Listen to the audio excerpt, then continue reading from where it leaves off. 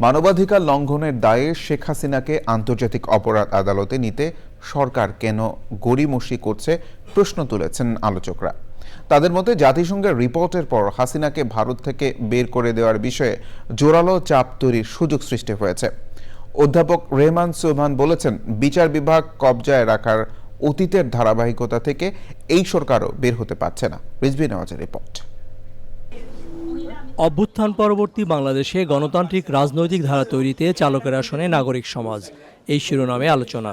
BRAC centre নিয়ে গবেষণা সংস্থা সানেমের আয়োজনে অর্থনীতিবিদদের ৮ম বার্ষিক সম্মেলন। প্যানেল আলোচনায় প্রশ্নোত্তর পর্বে উঠে আসে শেখ হাসিনাকে বিচারের মুখোমুখি করার বিষয়টি। শেখ হাসিনাকে নিয়ে কি করবে এটা নিয়ে তারা একটা সংকটের মধ্যে আছে। আমাদের কাজ হচ্ছে এই সংকটটাকে বাড়ানো এবং তাকে চাপের মধ্যে রাখা ইন্টারন্যাশনাল ফেজে, যে আপনাকে শেখ হাসিনাকে আপনি রাখতে পারবেন না। জাতিসংঘ পরিষ্কার করে বলেছে যে এখানে অনেকগুলো মানবাধিকার লঙ্ঘন ঘটেছে, যেগুলো মূলত আন্তর্জাতিক অপরাধ। আন্তর্জাতিক অপরাধ হলে তার বিচারক আন্তর্জাতিক আদালতে আমরা কেন তুলতে পারছি না আমি জানি না। এটা যে কত বেশি গুরুত্বপূর্ণ আমাদের জন্য। আমাদের ৫৫ বছর প্রথম জাতিসংঘের পক্ষ থেকে বাংলাদেশের একটা হত্যাকাণ্ড নিয়ে মুক্তিযুদ্ধকে পরবর্তী পর্যায়ে কিন্তু আমরা রিপোর্ট পাইনি। তৎকালীন যে পলিটিক্সের কারণে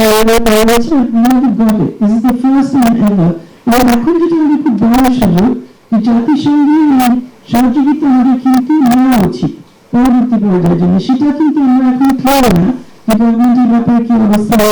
ওয়েব জাস্টিস, বৈষম্য নিরসনের নামে দাবি দেওয়া নিয়ে জনগণের ভোগান্তি সৃষ্টি সহ নানা বিষয়ে কথা বলেন অধ্যাপক Rehman Sobhan. And the lack of independence of the judiciary has been instrumental in that particular process. The instrumentalization of the judiciary has now become a security weapon of any regime. 3 দিনের আয়োজনটি শেষ হবে রোববার। Rizvi Nawaz, channel I, Dhaka.